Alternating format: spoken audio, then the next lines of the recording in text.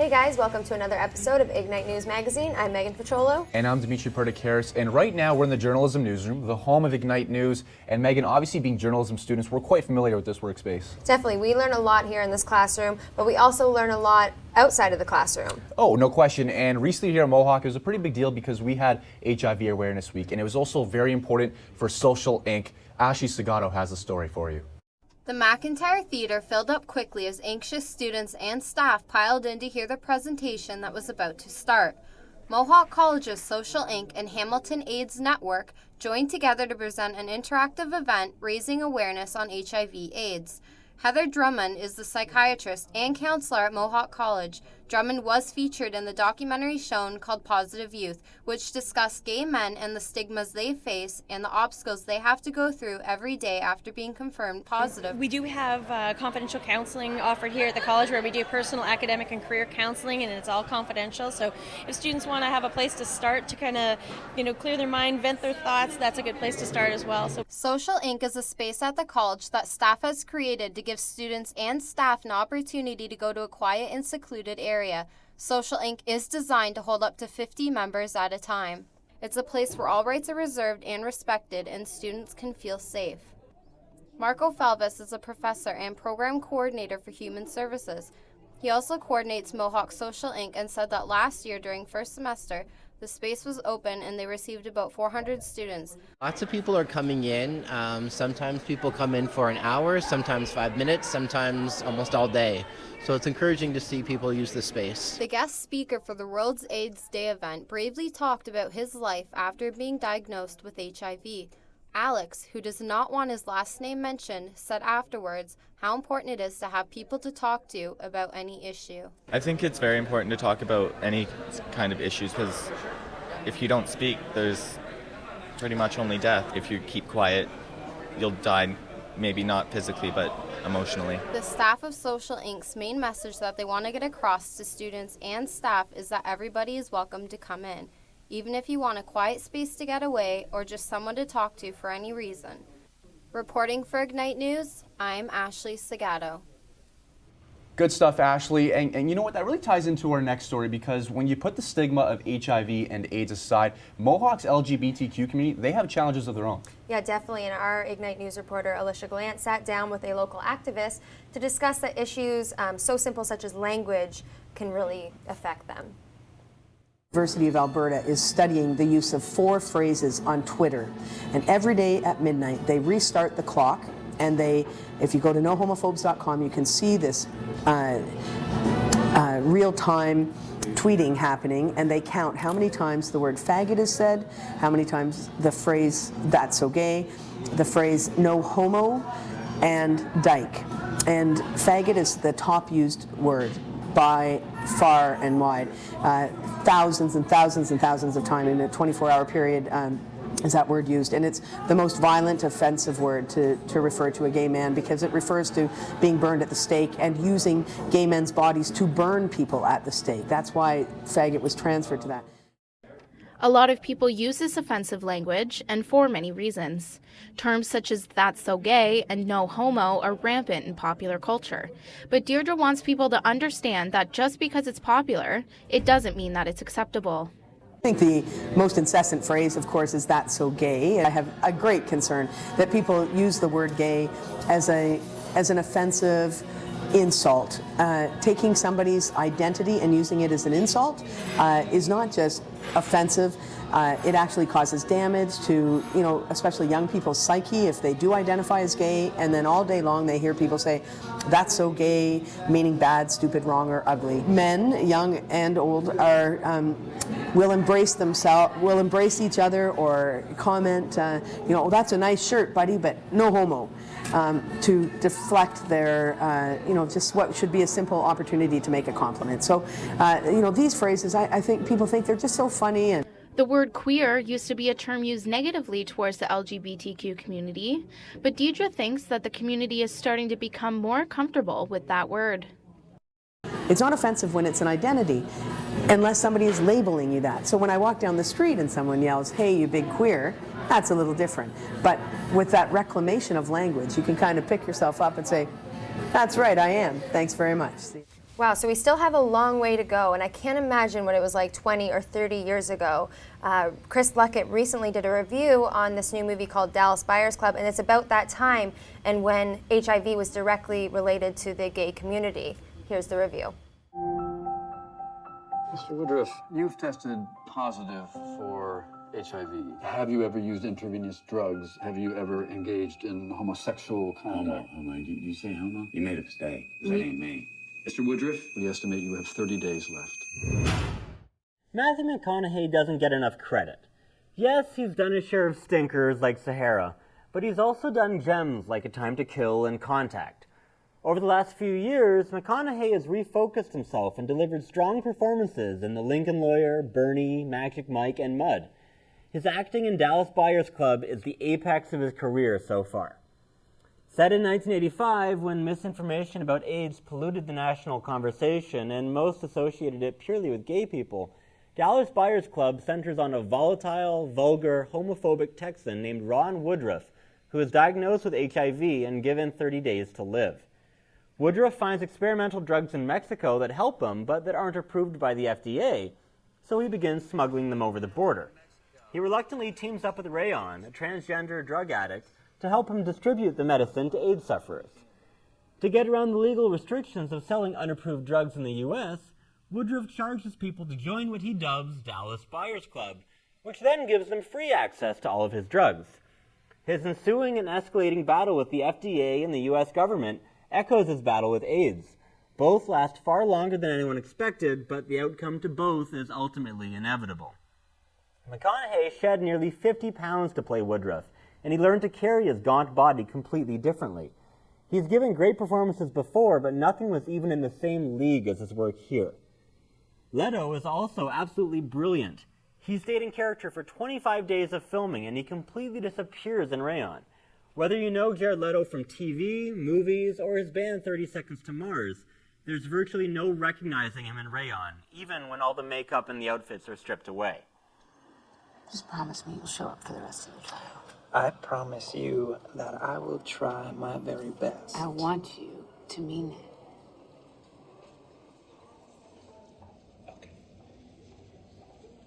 Dallas Buyers Club tells a similar tale as Philadelphia did, but it does much more with its true story.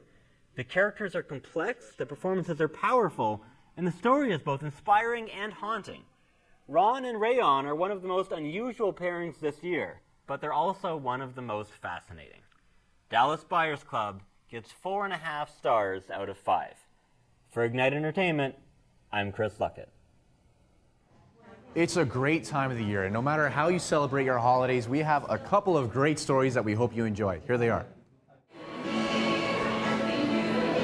From November 22nd until December 12th, Social Inc. is hosting Merry Everything. Social Inc. has brought a bunch of different holidays together. We're trying to get everyone involved, everyone feeling welcome in our school. So there's a bunch of things going on, activities, a lot of education happening today as well. So the objective is just to have everyone feel welcome and inclusive in the school.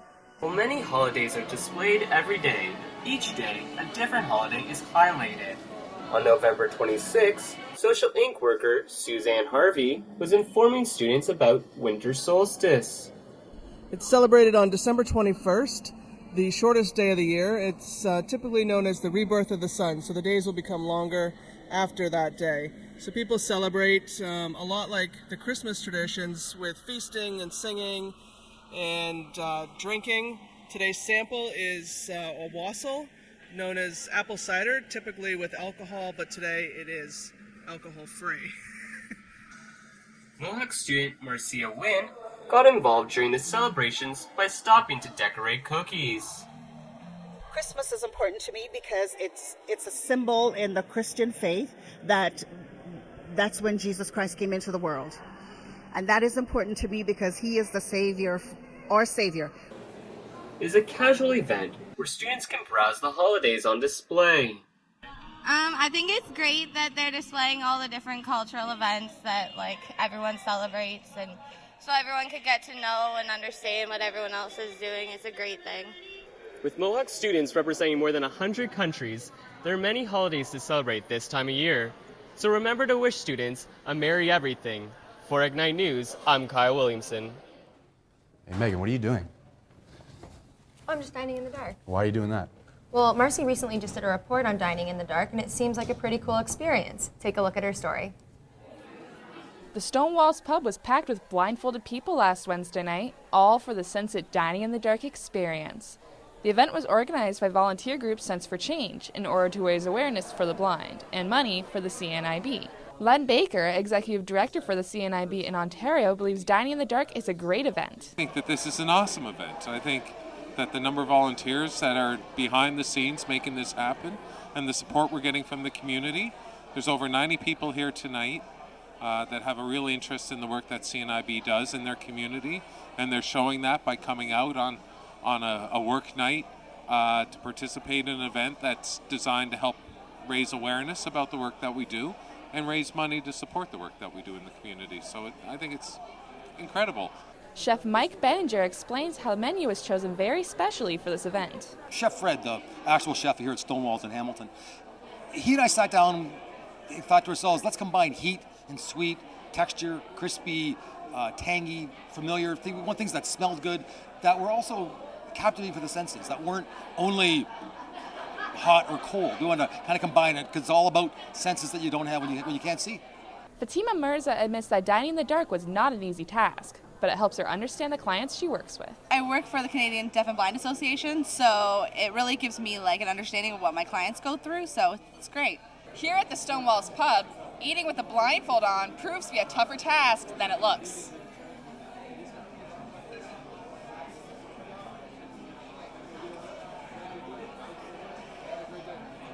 Reporting for Ignite News, I'm Marcy Colbert. You know, I love playing games on my phone when I have the time, and if you're maybe more of a serious gamer and you're looking for a good challenge, there's a new game called ExCon. Patrick Fenton checked it out. It looks awesome. Here it is for you. The ExCon franchise has been testing players since 1994, and in 2012, when the franchise was reimagined with Enemy Unknown, it was hailed by critics and gamers alike. It also didn't hurt that Sid Meier, primary designer of the Civilization franchise, headed the project. The Enemy Within expansion adds plenty of depth to an already densely packed game. In addition to the new storylines, character customization has been expanded, and the soldier classes have all been tweaked. Also in the squad selection screen, there is a new button that removes unused soldiers' equipment to streamline the mission preparations. The soldiers' voices have been updated as well to fit their nationalities. In fact, there is so much going on in the game that players will be hard-pressed to try every customization in just one playthrough. Playing on the PC, the game runs smooth and only has very minor glitches. If the new mech and genetically engineered soldiers have a downside, it is that by the final mission, the squad can be so powerful that the mission itself is underwhelming, if it has a downside. ExCon Enemy Within is the definition of how to make a game expansion. In my book, that's a win, Doctor. For Ignite News, I'm Patrick Fenton. So it's almost the end of the year, which means it's the beginning of a new fiscal year. And it also means that Hamilton City Councillors have been very busy preparing for the new budget. Rachel Williams has a story for you. Council Chambers was host to presentations by city staffers about next year's fiscal outlook. General managers of 6 divisions discussed their preliminary findings. According to their reports, the city is looking at an increase of 2.8% in annual spending. That's just the beginning. They're giving us the go-ahead, so we're basically giving them some direction where we'd like to see the cuts, where we won't like to see the cuts. We don't want services to be cut. Unfortunately, for Ward 11 Councillor Brenda Johnson and city staffers, the provincial government just cut $7 million to deal with the city's homelessness, and that might not be where it ends. We get provincial downloading all the time, and we're constantly struggling with it. We have programs that we're running right now into this city hall that the province really should be taking over and doing. Councillor Chad Collins had his own issues with the budget process.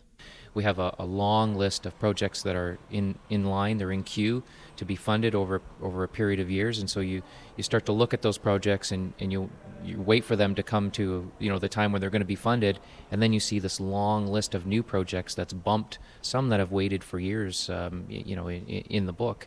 And so that's concerning. According to Collins, there are 137 projects from past years that have not been started but are in the budget. This represents $51.6 million worth of work. These include improvements to local schools, playgrounds, and other public works projects.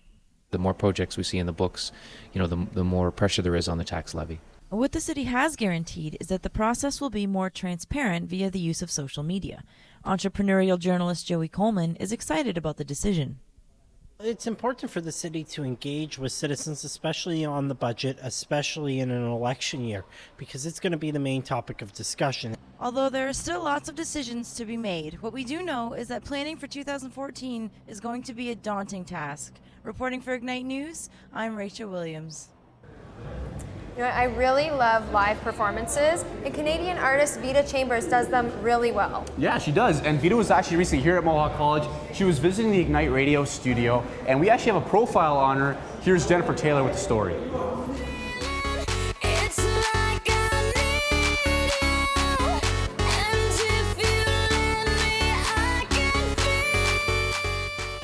Vita Chambers' first single, Fix You, hit the airwaves this time last year. Since then, the pop artist has toured Canada and tells us what inspires her as an artist. I remember just watching Michael Jackson, Tina Turner, Queen on stage, and well, not live, God, I wish. But no, like watching their performances on video and just feeling this excitement and just this fire that I wanted to do that and I had to do that. And do you have plans to release an album anytime soon? I do have plans to release an album anytime soon. No, it's I'm going to be releasing more singles, right? But definitely an album will be coming, I promise. But I'm still molding it. I'm still finding pieces of it that I definitely want to be part of it. But when it does come out, it's going to be interesting. What do you hope to aspire in the near future? Like, where do you see yourself being? Oh gosh, I see myself, hopefully, having a world tour. Right. Yes, and having fans all over the world, and reaching as many people as I can, putting out music all the time, and just it being well received and really helping people through my music. Now, I think I remember being told that you have actually an apartment in Hamilton? I do. So how does it feel to be back in Hamilton? It's great. I love Hamilton. My parents always came back here. My mom grew up here. Right. So I always came back here every year when I was younger. Hamilton's great. There's a great great music scene here that I didn't even know about. It's growing too. It's very much so. Do you have a large following here in Hamilton? I do, actually. I had a show here and I didn't realize I had lots of Hamiltonian fans. It was great, but Hamilton's great. There's a great scene, there's a great vibe, there's a great energy here, and it's very artsy, which is something I love. I hate like over commercialized things or industrial things, so it's very homey and perfect. Thank you so much for being here. Thank you for having me. It was a pleasure. Likewise. Hey Megan, have you seen any good movies lately? Yeah, actually I have. I just saw Catching Fire. It was so good. I'm such a fan. I read all the books. You know, I've actually heard some pretty good things. I haven't read the book, and I haven't seen the movie yet. What's it all about? Well, I feel like Chris Luckett would be the best person to describe the movie for you. Take a look at his recent review. The presidential palace, the party of the year. Eyes bright, chins up, smiles on. I'm talking to you, Katniss. 20 or 30 years ago, film adaptations usually didn't have to worry about following their source books exactly. But the recent surge of adaptations with rabid fan bases has led to filmmakers being afraid to cut scenes that worked in the book, but don't in the movie. Catching Fire is a better movie than The Hunger Games was, but it still ultimately falls into the same traps by treating its source novel as gospel. A year after the events of The Hunger Games, victors Katniss and Peeta have returned to their lives in District 12, but are continually haunted by nightmares and PTSD flashbacks. Katniss's defiance of the rules of the previous Hunger Games has led to sparks of rebellion amidst the volatile, oppressed districts of Panem. We have to go, Gale, before they kill us. They will kill us. What about the other families? Huh? The ones who stay. What happens to them? People are looking at you, Katniss. I don't want anyone looking to me. President Snow wants to quell any insurrection before it starts and blames Katniss for the uprisings. Along with the new game maker, Snow creates a Survivor All-Stars edition of The Hunger Games, allowing for the re-reaping of Katniss and Peeta and giving Snow the chance to eliminate Katniss for good. Catching Fire tells a somewhat similar story as the first movie, while crafting more complex characters and darker tones than the original had time for. What could have felt reheated instead feels amped up in scale and stakes. It also doesn't hurt that this had twice the budget of The Hunger Games, as the visual effects are much better this time around. All the returning actors are excellent, particularly Jennifer Lawrence and Donald Sutherland, and new additions like Philip Seymour Hoffman, Jeffrey Wright, and Jenna Malone fit right in. If there's a flaw with the movie, it's its slavishness to the pacing of the book. The first half of Catching Fire is all character development and setup, which worked much better in literary form than it does cinematically. By the time the games actually begin, the movie's almost 2/3 done, which barely worked in the first film and here just feels uneven. The final book of Suzanne Collins' trilogy, Mockingjay, is being split into 2 movies, like the Harry Potter and Twilight climaxes. Carrying the momentum of Catching Fire forward will be the filmmaker's biggest challenge, as this one does mostly everything right and does it better than the first one. But just maybe, by stretching the story over 2 movies, Mockingjay will be forced to accept being different from its book. Remember who the real enemy is. Catching Fire gets 4 stars out of 5. For Ignite Entertainment, I'm Chris Luckett. You know, Megan, Neil Reyes and Noah Saylor, they're a couple classmates of ours. They really know their music. Definitely. And here's a look at what they think are the top 5 albums of the year. Hi, I'm Noah Salo. And I'm Neil Reyes. And we're here to count down our top 5 albums of 2013. 2013 was a pretty great year for music. What do you think, Neil? Yeah, it was an absolutely fantastic year. Lady Gaga, brand new albums. Justin Timberlake, 2 albums. Paul McCartney, of all people. David Bowie, of all people, had a brand new album this year. But what we're going to do today is try and break down the 5 albums that you need to own and need to listen to for 2013. So we'll start with number 5, our pick for the 5th best album of the year. Pure Heroin. Royals is probably the most influential single of this year. Easily. And if you break it down into its pieces, it's simply a drum track, a synthesizer, and Laura's vocals. And that's what you're getting in Pure Heroin. It's a really, really minimalist album. Nobody else sounds anything like her. You can't mistake her for anyone. And with such sharp writing on Royals itself, White Teeth Teens, this is a girl who is clearly aware of who she is and what she wants to do as an artist. And for that reason, it is our number 5 album for 2013.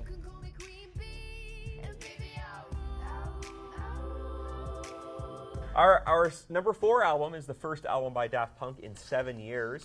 Random Access Memories. Now, Daft Punk are known as a French house electronic band, but what's really interesting about this album is that it features primarily live instrumentation. And very much like Lorde, the first single from the album, Get Lucky, transcended radio stations. It was very, very difficult between May and June to not hear Get Lucky on the radio, and that is why it is our number 4 album for 2013. The number 3 album in our list for top 5 albums of 2013 is The Knife, Shaking the Habitual. Well, The Knife is from Sweden, and it's a brother-sister electronic music duo. The band's first single from the album, Full of Fire, is a exploration of gender politics that has a unique tongue-in-cheek reappropriation of the Salt and Pepper chorus, Let's Talk About Sex Baby, except in this song it's Let's Talk About Gender Baby. To know that this is sitting underneath what you would hear in a club is really sort of a radical idea. Yeah, and another thing that's interesting about the album is just the way that the vocals are dealt with. It's hard to tell when it's natural or when it's not, and that goes on to the music as well. There is natural instrumentation, real drums, flutes, and stuff, but sometimes it's hard to tell if it's real or fake. Or real or synthetic, and that's part of the theme of the album, you know, what is real. And that's why it is our number 3 album for 2013. Our number 2 album for 2013 is easily the best Canadian album for 2013 as well. It is Arcade Fire's The Reflector. This album was released three years after their 2010 Grammy win for Album of the Year with The Suburbs. And it's completely different. Yes, The Suburbs was an incredible tale about suburbia and modern life. With Reflector, You've got Colin Stetson helping out. You've got David Bowie on the opening single. It is a complete 360-degree turn from the suburbs. The band also traveled to Haiti to visit band member Regine's home country, and they picked up some musical stylings from Haiti, like rah-rah music, which was performed often during parades, and you can hear a lot of that influence on the phenomenal song Here Comes the Nighttime, which is probably my favorite song of the year. They're bold, they're artistic, and they make great music, and it's undoubtedly one of the best albums of the year. Our number one pick for album of the year is Vampire Weekend's Modern Vampires of the City. Vampire Weekend is awesome. They've released 3 albums. Each one has been a highlight for the year it was released in. And this is the best one they've done yet so far. It's different from what they've done before. Quirky, erratic, yet catchy. It's an unbelievable combination. And the fact that they're able to do it time and time again is remarkable. As far as I'm concerned, this is what pop music should sound like. It's catchy, it's interesting, it gets stuck in your head, and more than any other album that came out this year, whenever I put this album on, I smile. I can't help but smile. You can't help but smile singing a song like Diane Young, just the quirky vocal of that song. Yes, Diane Young as a single, easily my favorite song of the year. The band did a lot of interesting pitch shifting on this CD. Another example is another single, Yeah Hey, which the band's background vocals are pitch shifted to sound like a children's choir mixed with the Chipmunks. It's just absolutely strange, but the song is very serious, and it's a weird juxtaposition. And they still managed to do this with catchy hooks and a lot of choruses that ring in your head. And that is why it is our number one album for 2013. 2, 1. That's all for today. Thanks for watching Ignite News Magazine. I'm Megan Petrolo. And I'm Dimitri Pertikaris, and be sure to check us out at ignitenews.ca. Take care.